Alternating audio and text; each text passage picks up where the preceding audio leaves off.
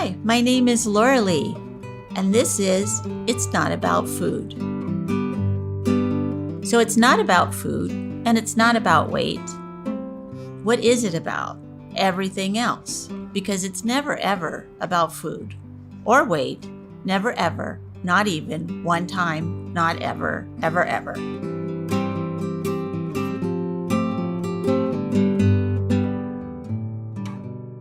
What we're talking about today on this program, in the Body Love Cards series, today's topic is sexuality.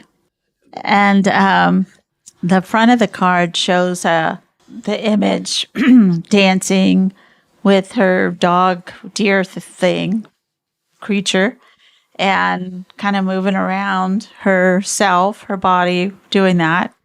And so the card reads, our relationship with food, body size, and sexuality are complex.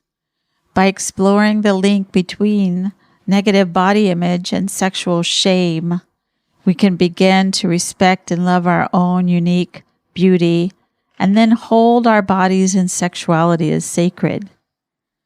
We can then reclaim our sexuality for ourselves as the pure, precious, and honorable force that it is.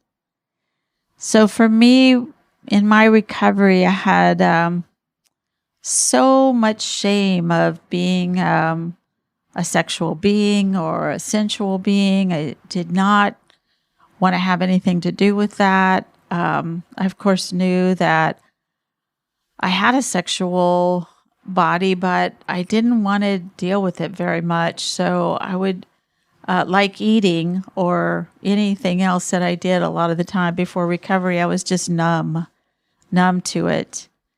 And I had such a negative body image that I would hear how other people felt making love or something and how great that was. And I would think, I don't get what's great about that. I didn't understand it at all. I just felt so much, I just felt such a bunch of shame and a bunch of negative feelings and a bunch of numbness around it. So that was a really long time for me to work myself out of that. And it didn't help that I was molested as a child, and it didn't help that I live in a culture that made me a sexual object instead of somebody with brains and a heart and a soul and so much more than just a piece of ass walking down the street, which is how I felt a lot of the time.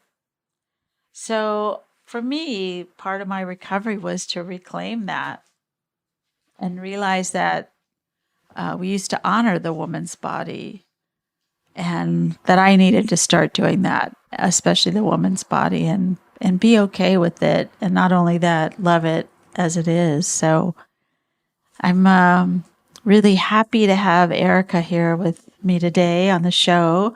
And she's very brave to pick this card to talk about because most everybody wants to run.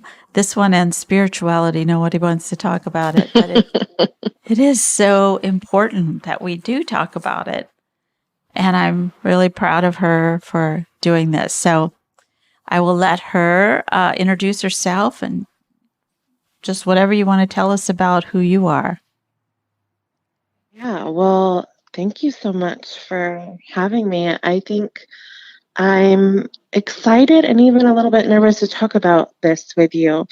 It is important. So, again, my name's Erica Chaney. I'm 38 years old. I am a female, and I live in what you would call a very large body. Let's see, I live in Monterey, California. I have a full-time job, and I like to teach yoga on the side. I'm a yoga teacher. And a really good yoga teacher, by the way. Thank you. I like to teach geared towards larger bodies and how to use props and how to do variations to poses. It's a passion of mine. I also love Pilates, and let's see, I'm single. I have no kids, so it's all about me these days.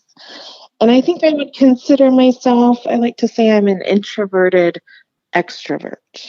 So Oh, I I like love that. to, yeah, I like to kind of be invited to things, but not really do all the things. Say, No. maybe I'll be Yeah. there. Yeah, maybe I'll be there, but I do. I like to connect with people on a smaller scale. That's how Yeah. I like to connect with people. Sensuality and sexuality has a lot to do anytime we start to talk about our bodies. And so, what do you think that, what do you see the relationship with food, body size, and sexuality? What's the complex relationship about that for you? Well, for me, it begins at a young age. So I had an eating disorder, and I still struggled with disordered eating behaviors, and thoughts mostly sometimes. But my eating disorder started about 16, and I was pretty active in it through about 32-ish, so a good 16 years. And then so there's that part of the equation. Yeah. And I also have sexual abuse in my past, starting from a young age, about 10 years old, and Oh, with two different people. So that went from on and off, and then in isolated incidents from about 10 to, I would say, even upwards of like 18. So there was that piece. Um, so obviously, shame was a big part of the equation. definitely. And yeah, and in I didn't seek treatment for the eating disorder until I was about 30. And what I'm realizing now at the kind of, I wouldn't say, I can kind of say tail end of recovery, but I think you're always kind of in recovery mode. Yeah. Or Yeah, uncovery. uncovery, yeah. Yeah. I think what I didn't realize is that sexuality was very rarely, and I can even maybe never discussed in my treatment, either at a treatment center or No, even my therapist. It wasn't even brought up. And it's no. interesting, despite the very high correlation between sexual abuse and eating disorders. 80% of people who have been sexually molested or raped or incested or however way inappropriately sexually, damaged, 80% of them will turn to drugs, alcohol, food, eating disorders, really high levels of weight loss or gain or whatever. Just you don't get to be your little self. So for me, I learned from a really young age that my body was not my own, Oh, was yeah, not for, it was for men's pleasure, and it was not for my pleasure. right. And when you learn that at a young age, it's pretty ingrained with you. Definitely. And And you have no rights to your body. no. And as I grew older, as a teenager, and hormones were going wild, and you have all these influences coming in. I remember kind of doing the status quo, Yes, dressing a certain way, trying to get trying to get boys' attention. That was all like I did it on a very superficial level because that's what all the other girls were doing. exactly. And I think at that time, and even late into my 20s, I had a very standard. I wasn't thin, but I was very average size, and I had just maybe a desirable looking body as far as what the social constructs of our culture.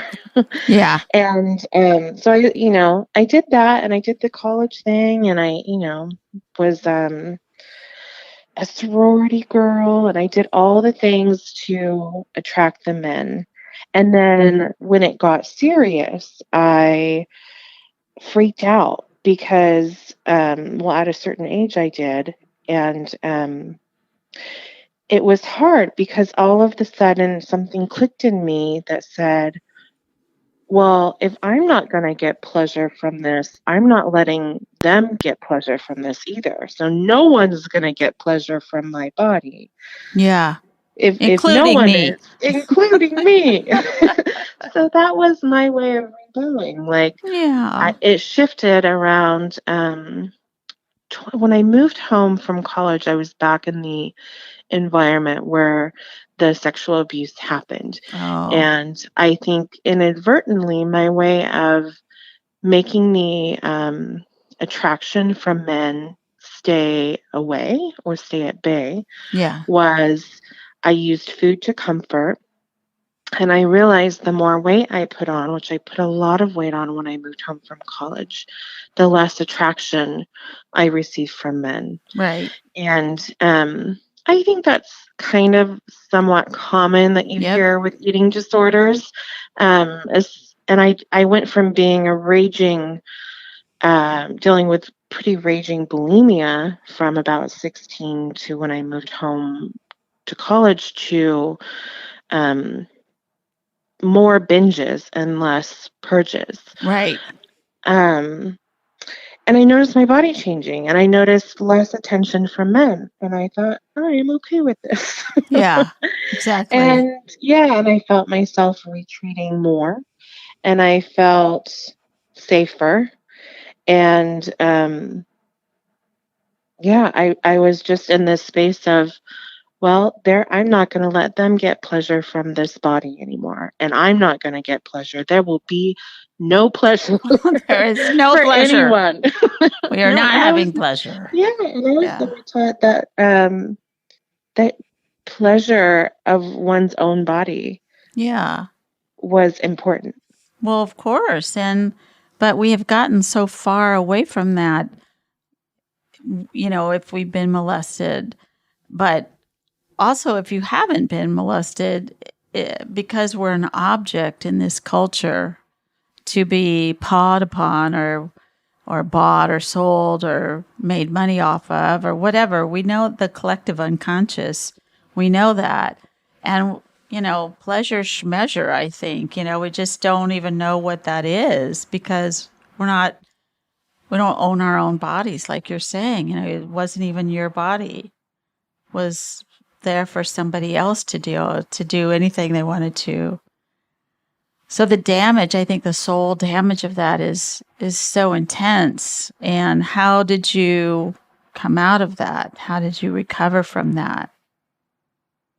Well, for me, years of therapy. Yeah. So I've been, 8 years now doing a lot of treatment and have moved for the most part away from the eating disorder and um, a lot of cognitive behavioral therapy, Mm-hmm. in treatment centers and out, and doing my own work and reading a lot of self-help books. Yeah. And I think I actually had EMDR therapy that was really, really powerful. It was really, really hard at the time. But for me, being able to wrap my head around the actual moments of sexual abuse or the molestation was because I couldn't even go there. And I Of think course. you have to tackle the feelings. You have to tackle thinking about it and remembering it and able to grow from it. So that Yeah. helped a lot. And I'd say in the last few years, in this better space, I've become, I don't know, it's like this little ringing I hear every once in a while, like, oh, look at how happy those people look and that relationship, or my friend and her Yeah. husband. And I have this craving to have a relationship, but not knowing how to go about it necessarily. So the craving is there, Right. which is a good thing because for years it wasn't there. I had Right. no interest in it. So Right. I think this is a small step into, wanting to discover maybe that side of me. Yeah. And, so it started with, jokingly started with dating apps and things like that, just to get accustomed to it. And even before that, actually, one of these retreats I went to, one of the facilitators said, Erica, you need to start by just being around men. And I Yeah. and I said, I laughed and I said, that's ridiculous. And she Right. goes, why don't you just go to Starbucks sometime and go sit next to a man, just near him in the presence? Right. And I thought it was ridiculous, but I swear I did it. And I thought, oh, wow, this is hard and unusual, but I'm Hmm. not running away from it. Yeah.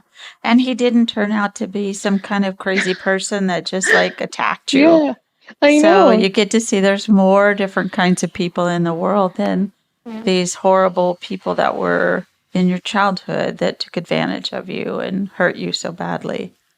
Yeah, I mean, the power dynamics as a child and going through kind of the things I did, and many people go through in those um, stories of sexual abuse. The Yes. power dynamics are so distorted, Right. and it takes a lot of unlearning Yeah. and relearning how to trust and where do you find safety, and then relearning sensuality and intimacy. Yeah. And I think that I'm in the last few years have started to be open to that and be curious about it. Yeah. And to allow yourself to have pleasure and allow yourself to believe that there's, other people in the world who are just as wonderful as you are and are not, they're going to be human, probably.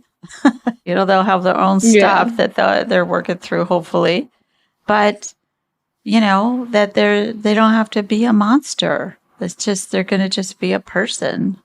And it's not, and what would be great is if you find somebody that you can work through a lot of this stuff with. Because, I think that's how we heal our stuff is that we bring to us people who we can work our issues through with, and they won't run away or be mean or hit us or anything. Yeah. I mean, just to be super vulnerable with someone. I mean, I'm Yeah. so vulnerable. I was so secretive and shut off and for so many years, till I was 30. Yeah. I was this other person. And when you are that closed off and you have spent years hiding secrets Yep. and then you come out with it, you're like, I'm done with that. I'm not going to do that. And my vulnerability um, has been very uncomfortable for some Mm-hmm. people in my family, and Yeah. that was hard. But I am not I am not willing to, in a future relationship, not be vulnerable with Yeah. someone. Well, It's I so think important. the what that brings up for me is that I learned to trust myself, and then that led me to be able to trust other people. So It that you're going starts to with be our there for you. Yeah, it really starts with ourselves and changing how I talk to myself. And what was one of the things I read recently? Some quote that said, imagine if we obsessed about the things we love about ourselves Oh God. as opposed to the things we didn't. And I thought, oh, that's an idea. Yeah. So it's retraining my brain and loving myself first before I can find love or even intimacy with somebody else. Yeah. Well, I love what you just said. What if we just obsessed about how great we were instead of how messed up we were? That would be that's a great day. That's a great thing to do. Yeah. Yeah, it's sort of like that thing if you ever have feedback from somebody, you'll get really great feedback, great, great, great, great, great. And then one person says, like, well, I didn't like that dress you had on. Then Yeah. that's all I think about. That's all you think about. And you Right. become obsessed over that That one one thing. person's comment. Right. Absolutely. Yeah. So anyway, but that happens when we're so hurt as children. It gets to be that's what it normally is, instead of no, that's abnormal. That's not what it normally is. Yeah. Yeah. It's getting in touch with our bodies. For all these years, my body, I wasn't connected at all to my body. It was something I loathed and I hated even. Yeah. And Yeah. especially when you're living with, disordered eating or an eating disorder, I think that it cuts you off at the neck, meaning that I was living in my head the Yes. whole time and I was never connected to my body. And part of my therapy was yoga, and little did I know how it was going to reconnect me with my body. And that's, I think, a really important step. And however you want to go about it, to find ways to get to know your body Yeah. and what feels good in your body. Right. Well, that's the struggle to, if you hate your body, is to go into your body and start to learn how to love it. And that feels daunting until you do it for a long time. It's sort of like trusting the process of learning to love and have compassion and acceptance for the body that you have. Yeah, and it starts somewhere. And I remember one of my first yoga teachers, they said, find something at the end or at the beginning of practice, find something that you're grateful for in your body. One thing. It can be small.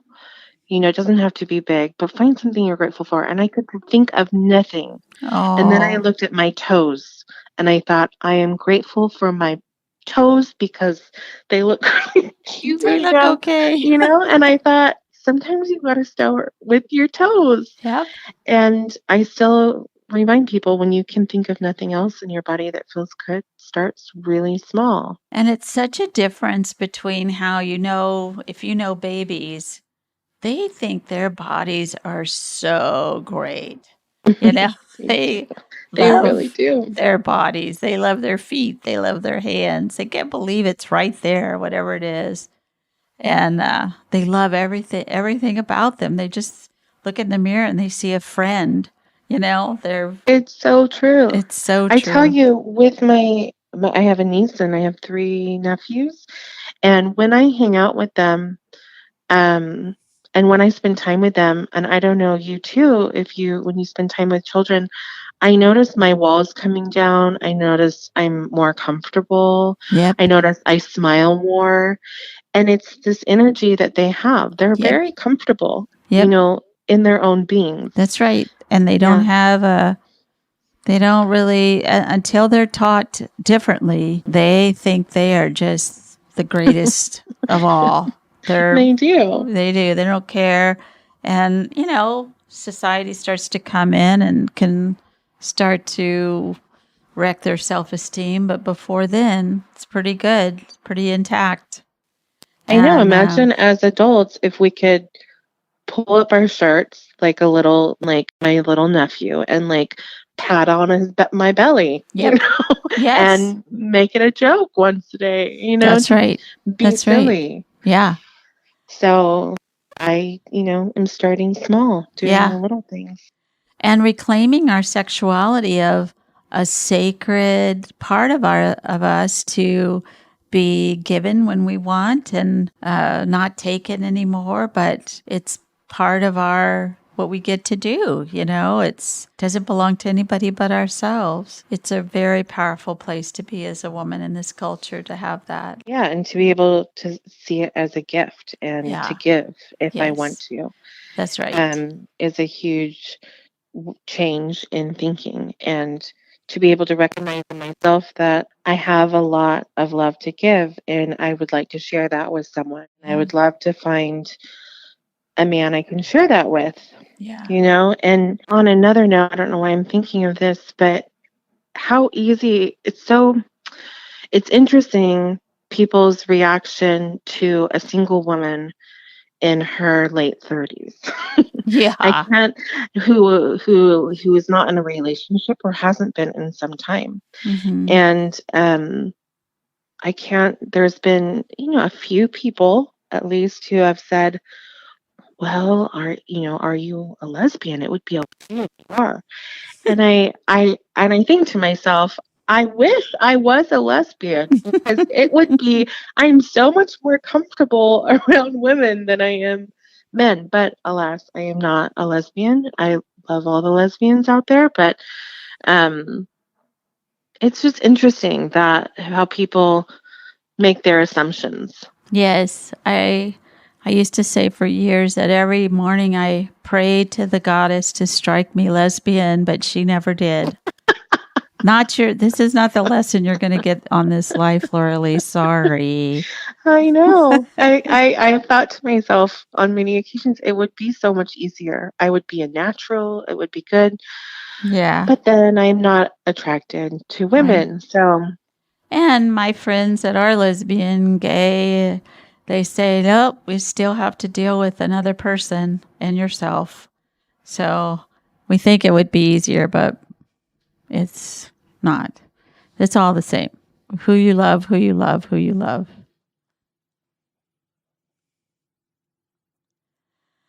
So, um, so if there's a young girl out there, in her bedroom, just worrying about herself, her body, her sexuality, and maybe that she has, a lot of the stuff that I'm sure that you were dealing with as a teenager. What would you say to her about getting through this part and coming out the other side and being okay? How would you support her? What would you be able to say to her if you could? if it was me, um, I would have wanted to hear that my feelings are valid, your feelings are valid. And this it's a tough question because I Yes. was so closed off and I wasn't open to hearing much. My mom tells me that she's tried to talk to me a Hmm. few different times, and I just wasn't having it. Yeah. So I think what would help the most is hearing other stories, or Yes. So you're not alone. so you're not alone in hearing Hmm. that those words. You're not Hmm. alone.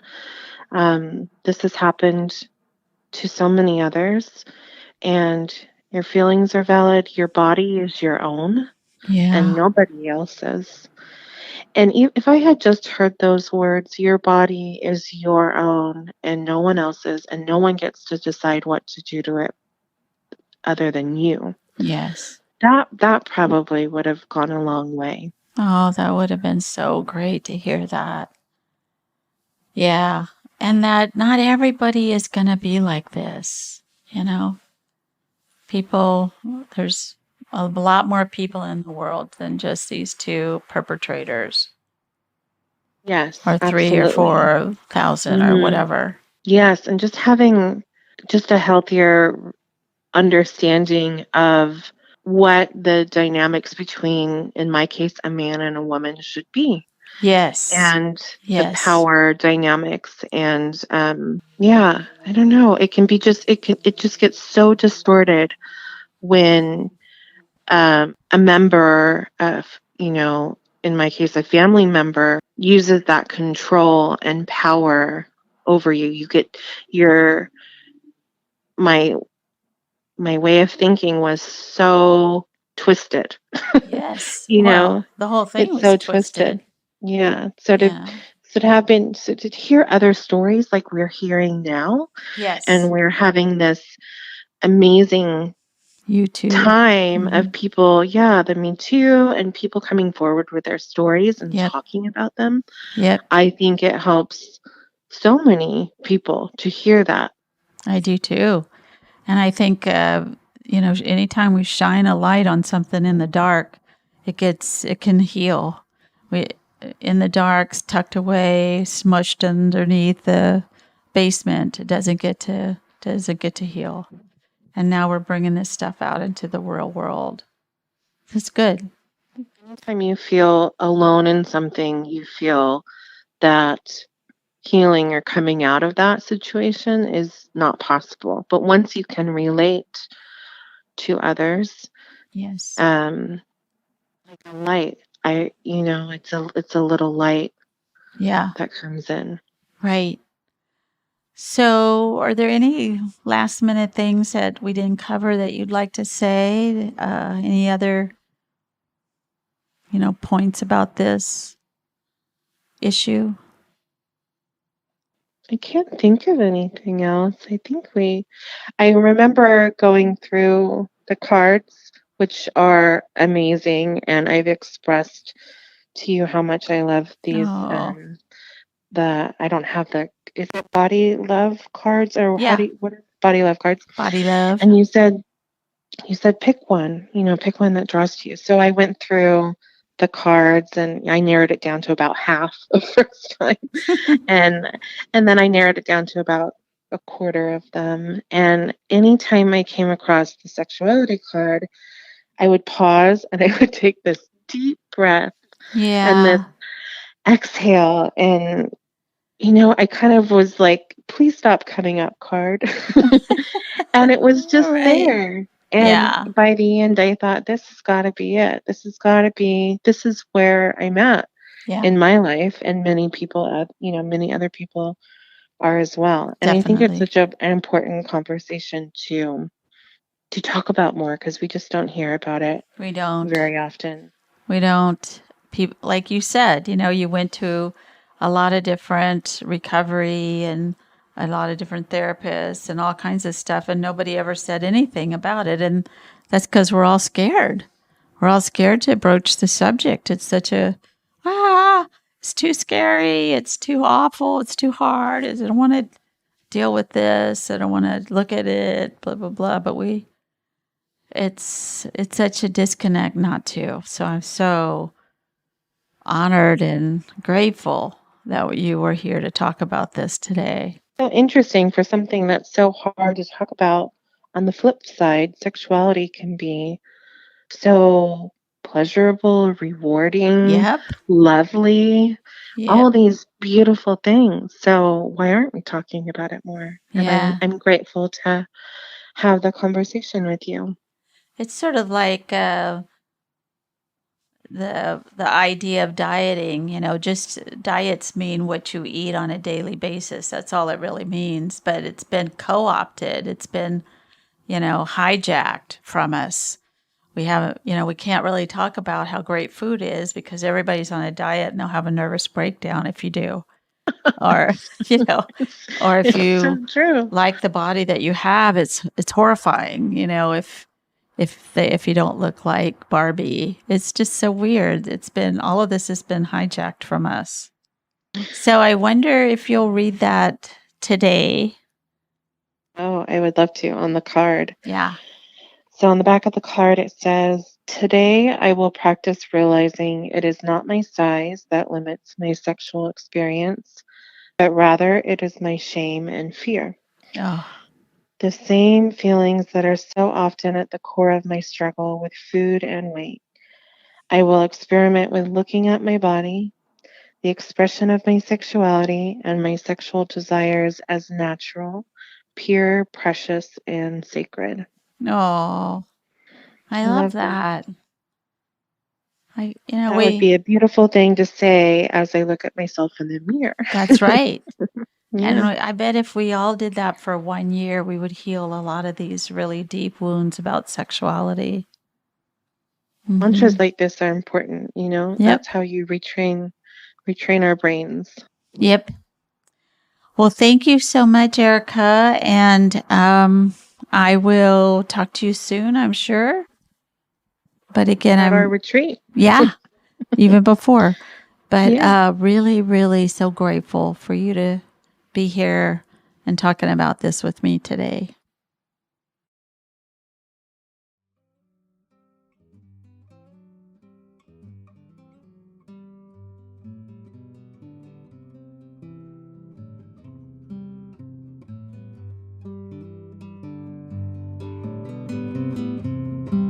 Thank you for listening. And be sure and follow me on Patreon, Instagram, Twitter, Facebook, and itsnotaboutfood.com. Thanks.